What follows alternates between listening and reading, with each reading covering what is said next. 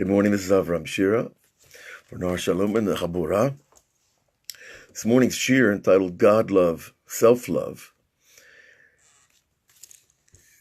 is based on a verse that the rabbis discuss in Masechet Berachot, Daf Samech Aleph, Amud Bet.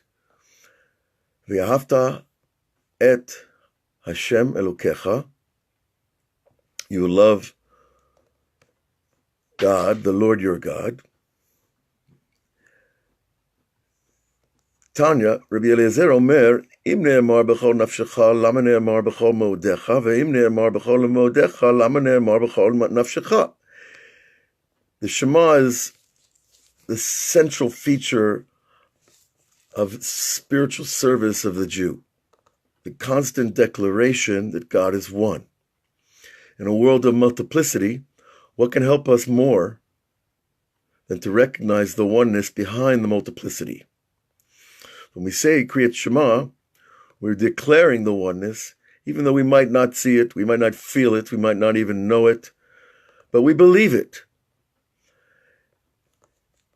The rabbis discuss the distinction between the two phrases, nafshecha u'ma'odecha, with all your soul and with all your might, or your power.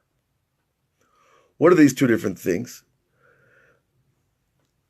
Tani Rabbi Eliezer Omer, Im ne'emar b'chol nafshecha, lama ne'emar b'chol ma'odecha. If the Torah tells us to love God with all our soul, why does the Torah tell us we need to love Him with all our substance? Now, ma'odecha is often translated as all your material wealth, your property. It also means your power, but your soul really is your power as well. But the soul is invested in physical items. The soul is invested in spiritual items. Now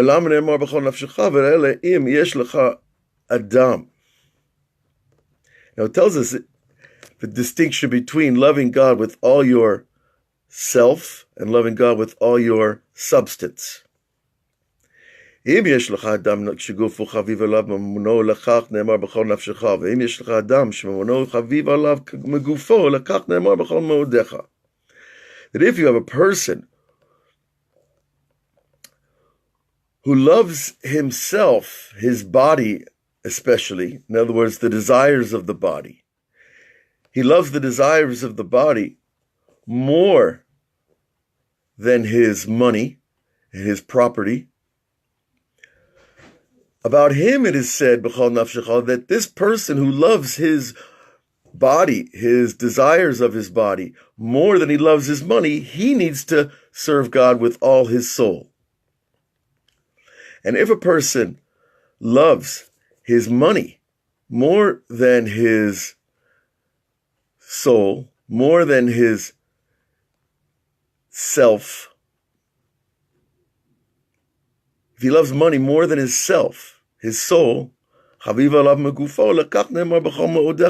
such a person needs to love God with all his money. So in either side of the equation, if a person is totally attached to the desires of the body, and we know what those are, and he doesn't care as much about his money, he could spend all his money on trying to get the latest desire fulfilled. Such a person needs to serve God with all his soul, because that's where his greatest attachment is. And a person who loves his money so much, he won't buy himself a new cell phone if he doesn't have a way to talk to the world. If a person loves his money so much that he won't take care of the basic necessities of being a human being, but will save his money and put it away and store it in boxes and in his mattress and etc., that person needs to serve God with all his money, because that's where his greatest attachment is. So the Shema addresses both types of people. And this can be taken to an extreme, that there are people that really do love their money so much that they will suffer not to give it up, physically suffer. And then those people who cannot bear any physical suffering, not getting what they need when they want it. They don't get the food they want, or the drink that they want, or the clothes they want, or the new watch that they want. It's so painful for them not to get those desires fulfilled that they'll spend all their money on anything to get just what they need to fulfill their desires. These people need to give their soul, their desires of the body, to Hashem in the form of giving up their money. So in either case, there's a challenge. The Torah, the Kriyat Shema, challenges us. Who are you? Do you love God, your soul, your spiritual self, for which you're willing to sacrifice anything? Or do you love your money, your attachments to the actual power of money, the sense of security that money gives you? If you love that more than your own soul, then you have to give your money to the right causes and the right places as a way of freeing the individual from the trap that we're in. Now, this is a very fine line, this distinction.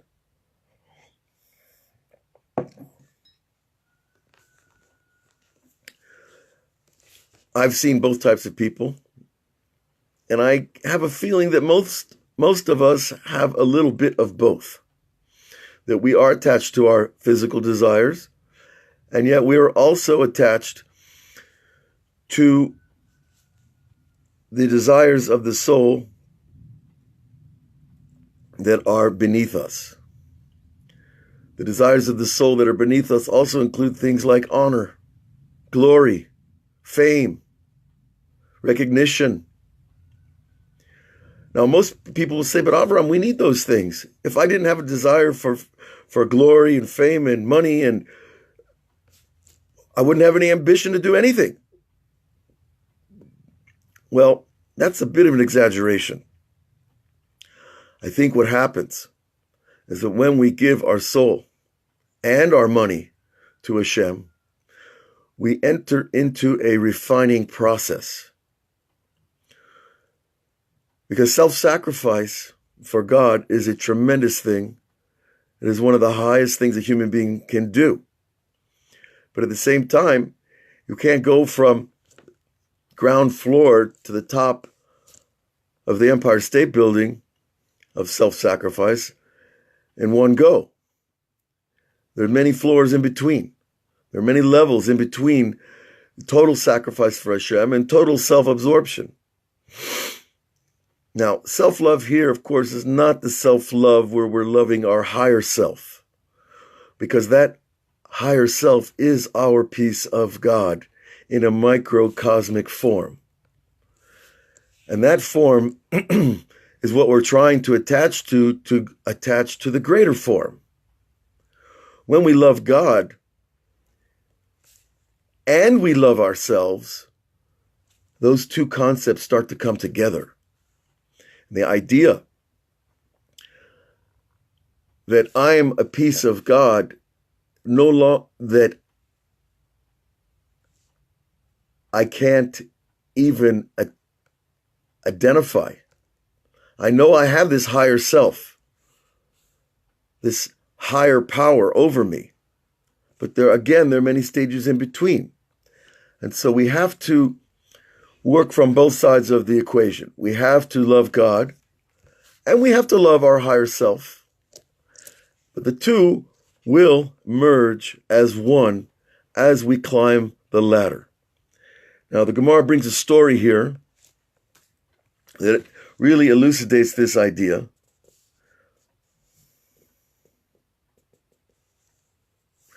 The story is a very famous story of Rabbi Akiva and Paphos ben Yehuda, who lived at the time of the Roman occupation of Eretz Yisrael. Funny how I like that word occupation when it's used about other nations. But the Romans ruled Eretz Yisrael, and they made a decree that it's forbidden to learn Torah in public. Learning Torah in public is a great thing because many people can receive from one teacher, and it inspires the masses. And that's what the Romans were afraid of, because when Jews get inspired about religion, it's very hard to deal with them. And the Romans, of course, any occupying force, their main goal after they take you over is to control you and keep you down. And the Torah is something that never lets you stay down if your heart is in it. It's always going to pick you up above the oppression, above the violence and the threat and the fear that is coming from outside a Jewish person. And of course, this goes true with all people, with all nations. We've seen it in Africa, we've seen it in England, we've seen it in any country that's oppressed another country. The people that are being oppressed need to be lifted up, and there's nothing more uplifting than the Torah. And so they made a decree, the Romans, against learning Torah in public. And Rabbi Akiva, of course, he continued learning Torah in public. And this gentleman, Pappus, came along to him and said to Rabbi Akiva, how can you learn Torah in public? Aren't you afraid? So Rabbi Akiva said, I'm going to give you a mashal, an example of what this is like and why I continue to learn Torah in public, even though my life is in danger by doing so.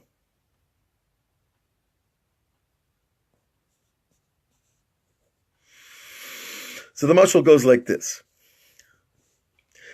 There was a fox that was going on the side of a river, and he saw fish in the river. And the fish were jumping from place to place, as fish are want to do in the river. And Rabbi Akiva said to the fish, why are you running? Fish, what are you running from? So the fish answered him, well, we're running away from the nets that they bring upon us, human beings. Now, if you ask a question, how does a human being talk to fish and gets answers? That's where it gets a little tougher. But of course, we're talking in the language of a metaphor.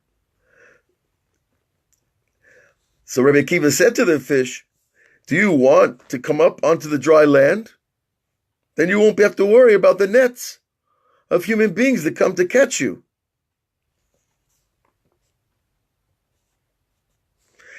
And he continued to say, I swear to you,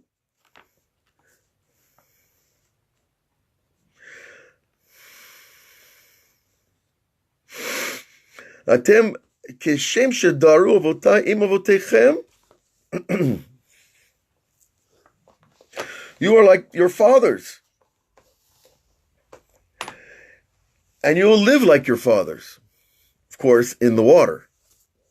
Amruva, the fish said, Vatahu shomrim. Are you telling us? Are you telling us that the?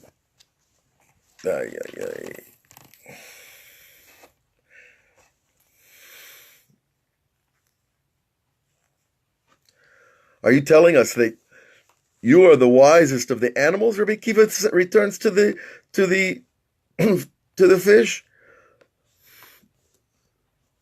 You are not wise. Rather, you are foolish. Well, in a place where we are afraid from the human beings that they're going to catch us, in the place that we're going to die on the bank of the river, isn't it more likely that we should be afraid of coming out of the water? So too, the Jewish people, sit and learn Torah, even though our lives might be in danger because of the Romans. If we come out of the Torah, we're certainly going to die. And it's written about the Torah course, Kihi or hayecha v'orach yamecha. A Jew who's attached to the Torah understands that his life force is coming from there, and not from his food, and not from his drink, and not from his new car, and not from his wife. His life force is coming from a much deeper place, deep inside the creation itself, where the Torah emanates into the world. And so too, if we stop learning the Torah, we're going to die as well. And it was only a few days later that Rabbi Akiva was captured by the Romans, and they put him in jail. And then right afterwards, they caught Papas Ben Yehuda. And he was, of course, also put in jail next to Rabbi Akiva. So Rabbi Akiva said, Papas, who brought you here? He said, well, of course, the Romans brought him here. And Papas answered Rabbi Akiva, Ashrecha, how fortunate are you, Rabbi Akiva, that you were trapped, you were caught and captured learning Torah, going against the occupying force, the oppressors, where I, Papas, was caught and trapped on foolish things, not trying to fulfill the will of the Creator. Now the story is going to go on with a very gruesome situation. For some people, it's very difficult to hear this part of the story. But at the time that they took Rabbi Akiva out of jail to kill him was the time of saying Shema in the morning, the time that we declare God's oneness. Remember, we entered this story with this idea that we have this higher soul, and then we have the creator of the entire universe, and that they are connected, and they slowly come together as we advance in our process of Torah and mitzvot and purification, etc.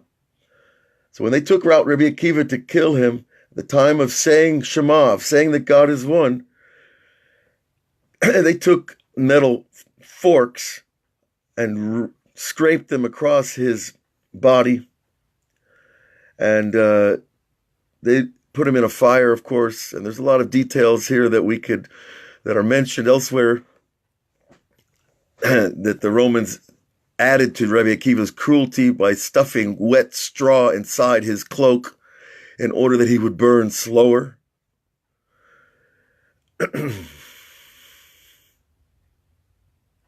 And at that very moment that his soul was leaving his body, Rabbi Akiva declared, Shema Yisrael, Hashem Elokeinu, Hashem Echad. That, hear, O Israel, the Lord our God, the Lord is one. That Israel and God are one. That the Jewish soul is one with God.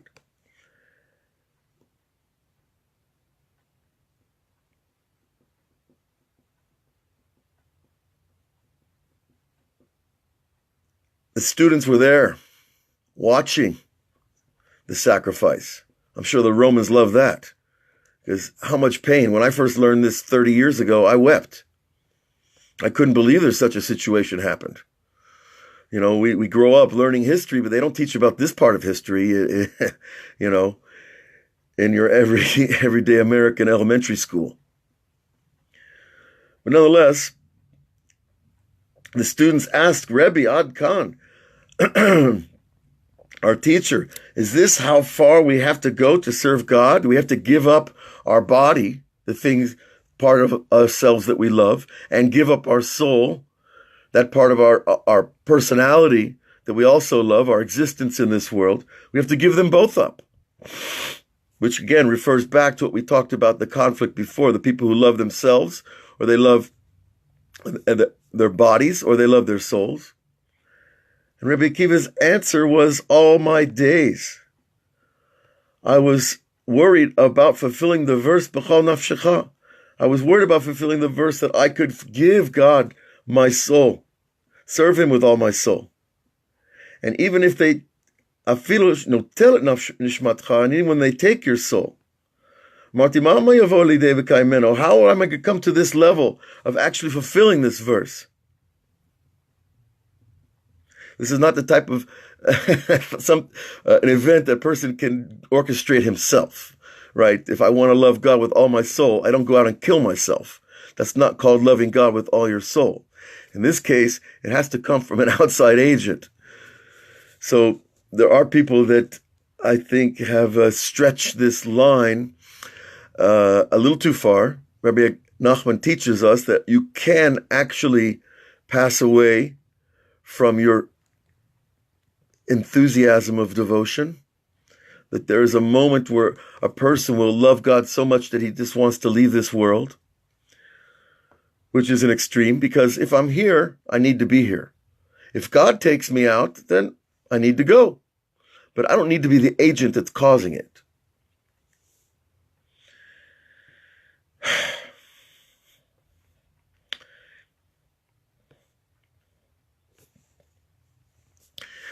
It's a very difficult thing.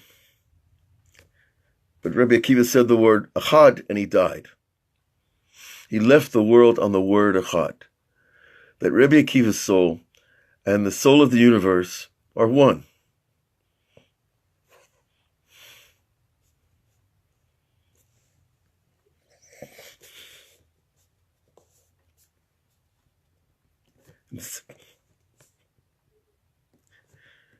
And the same is true for every person. Okay.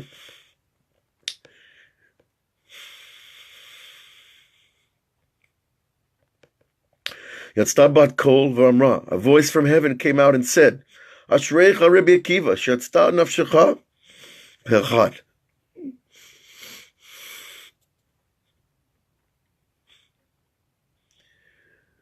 This is perhaps the highest level a human being can reach.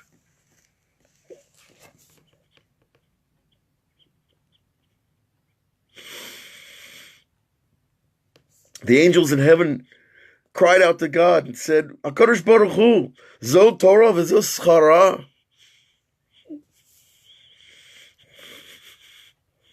This is the Torah, and this is its reward.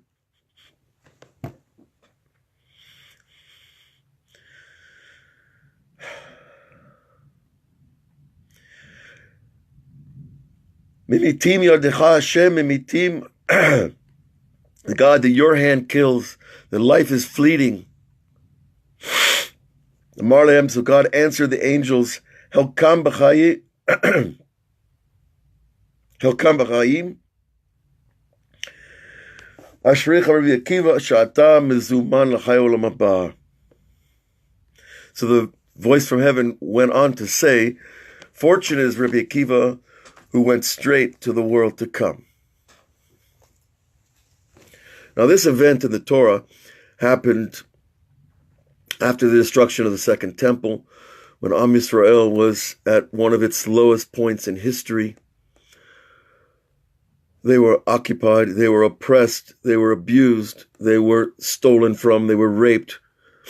Anything you could think of, it was happening. And if anybody has any doubts about this, go on the History Channel or National Geographic and watch the documentaries about what the Roman Empire was really like. But I'm afraid, my friends, that this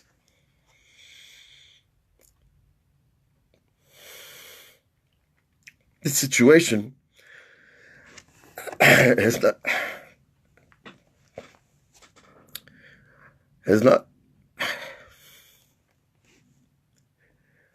not left the world. That this situation still exists in places.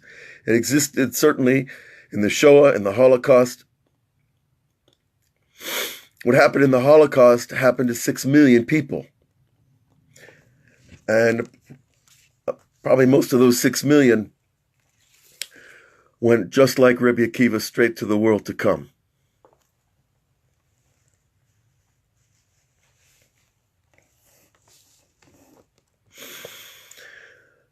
So we see that loving ourselves and loving God can reach a peak, is the peak of human experience when the two come together.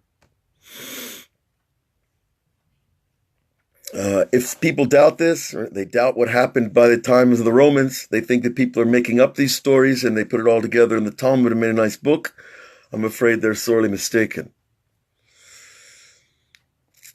And if they doubt that a person can die and go straight to the world to come, to the greatest palace of light and beauty and joy and pleasure that any soul can experience. There's a book called A Katzetnik, which was about a Holocaust survivor who was given